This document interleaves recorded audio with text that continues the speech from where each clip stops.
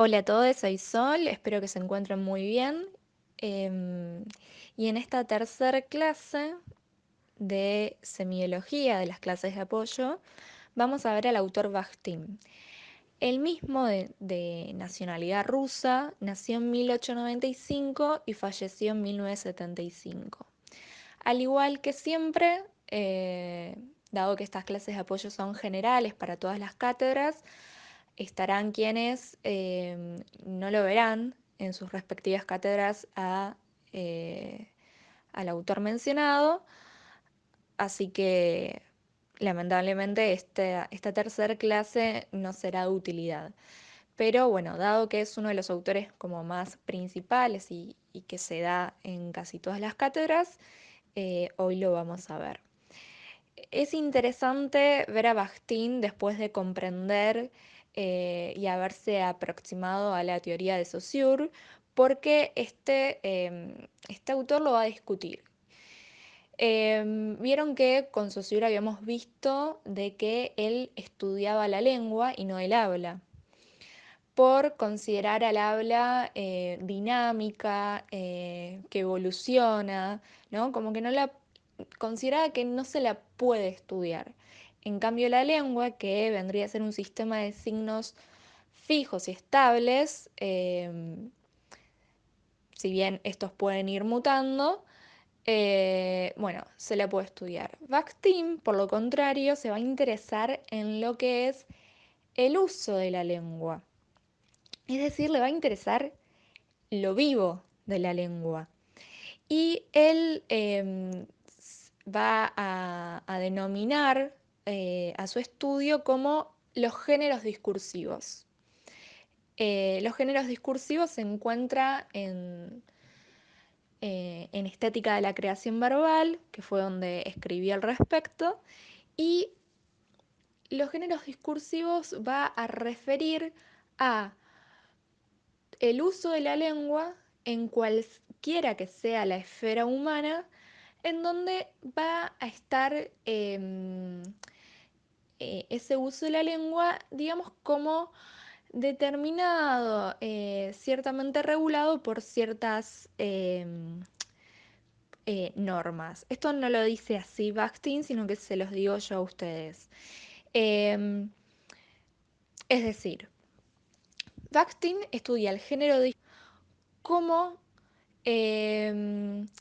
aquello en lo que en el momento en que hablamos, de acuerdo a el contexto, de acuerdo a ciertas características que luego nombraré, vamos a estar ateniéndonos a una forma de hablar. Y esto justamente está relacionado al momento en cuando se habla. Y no, bueno, a pensar los signos lingüísticos a partir de un sistema homogéneo, estable. Un género discursivo puede ser, por ejemplo, un género discursivo académico, un género discursivo futbolero, un género discursivo de compras en la librería. O un género discursivo de ferretería, un género discursivo de...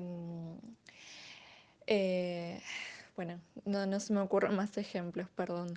Em, ¿Qué es lo que pasa? Uno, digamos, de acuerdo a el contexto de emisión en el que está, va a producir distintas formas, distintos enunciados, que es el concepto que utiliza Bakhtin.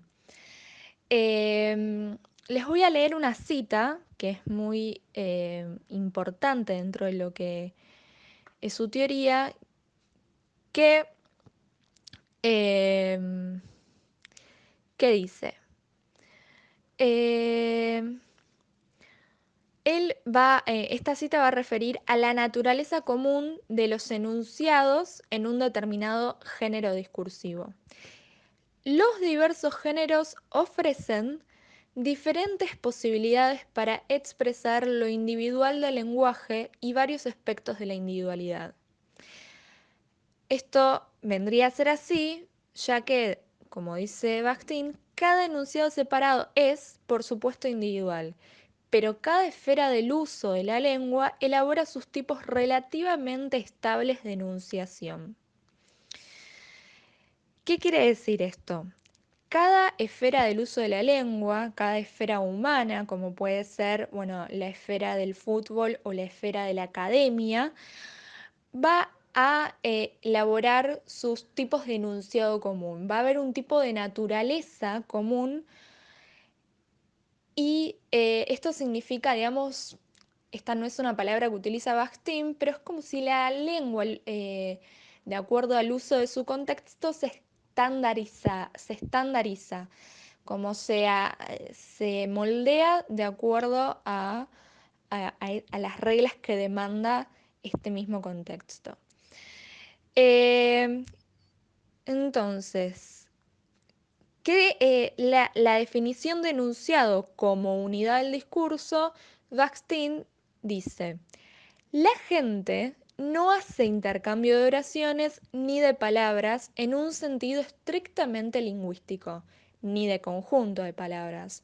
La gente habla por medio de enunciados. Clave, la gente habla por medio de enunciados, que se construyen con la ayuda de las unidades de la lengua, que son palabras. Conjunto de palabras, oraciones. El enunciado puede ser constituido tanto por una oración como por una palabra, es decir, por una unidad del discurso.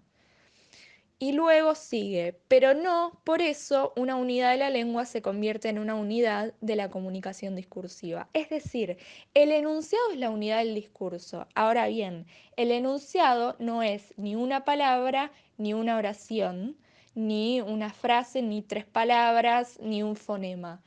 El enunciado puede ser cualquiera de esas formas. Eh, porque em, entonces esto es importante, mientras que una unidad de la lengua puede ser una unidad del discurso, es decir, un enunciado no necesariamente es em, una unidad de la lengua.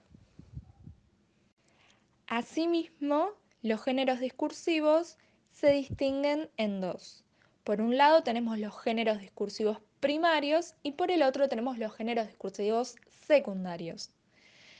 Entonces, retomando, un género discursivo es el uso de la lengua en una esfera de la vida humana en donde se establece una naturaleza en común.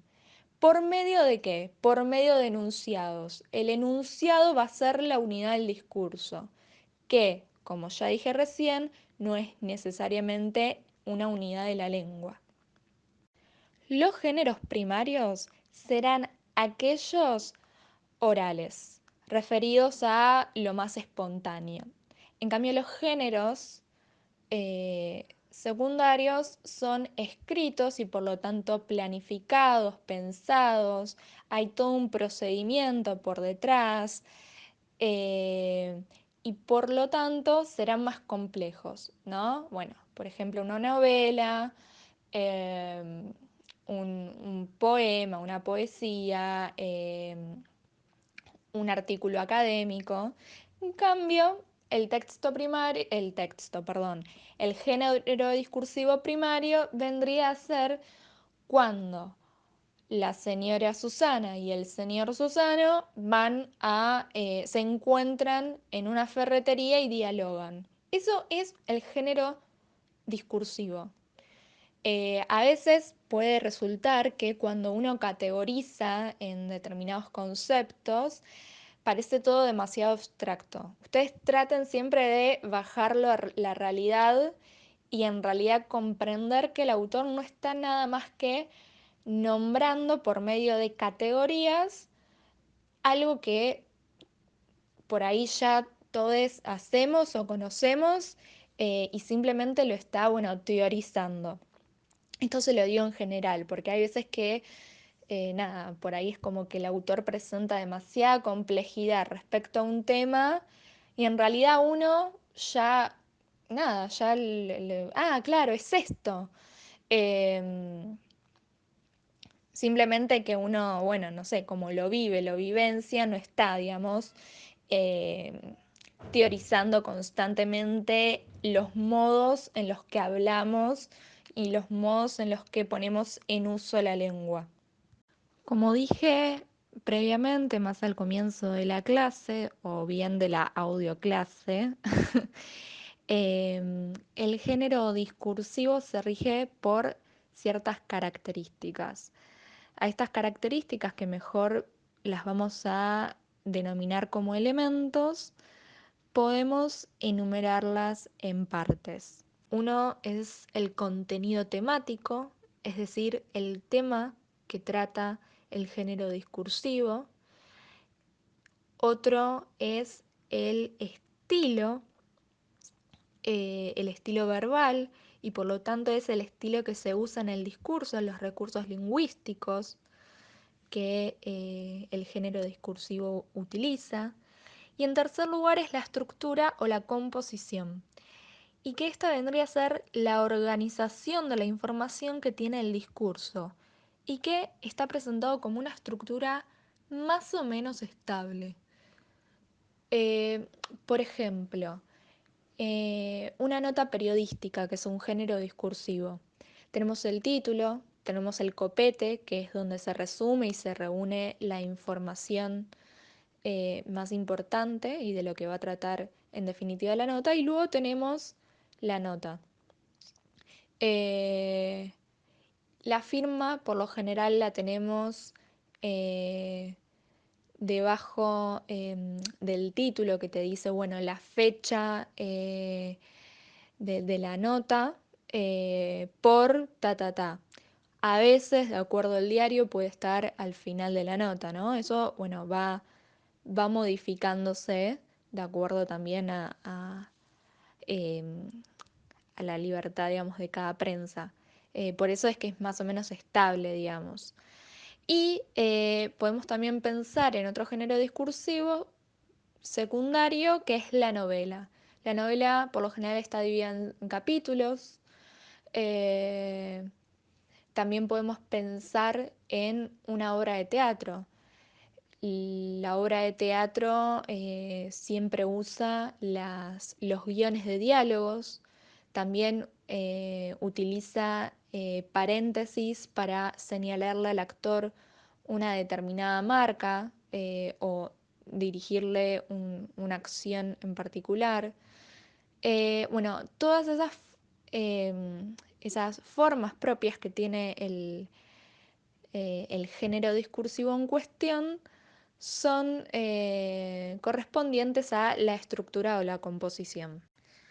Asimismo, tenemos otro elemento que es la voluntad y la intención del hablante en el acto comunicativo.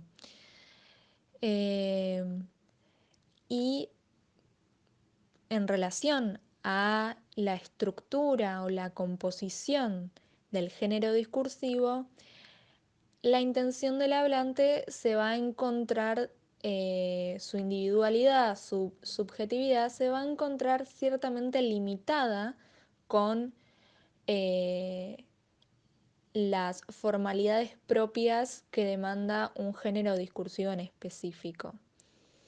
Es decir, cuando nosotros, si queremos escribir una nota periodística, nos vamos a adaptar a determinadas formalidades que se utilizan, diferentes a si mandamos un mensaje a un amigo por WhatsApp.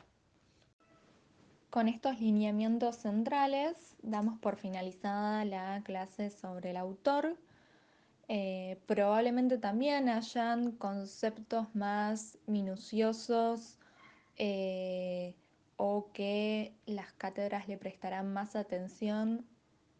Em, pero bien, estos son los conceptos centrales y de base a partir de los cuales se ve y se comienza a ver a Bakhtin. Eh, bueno, al igual que como venimos manteniendo con las otras clases, la dinámica es la misma.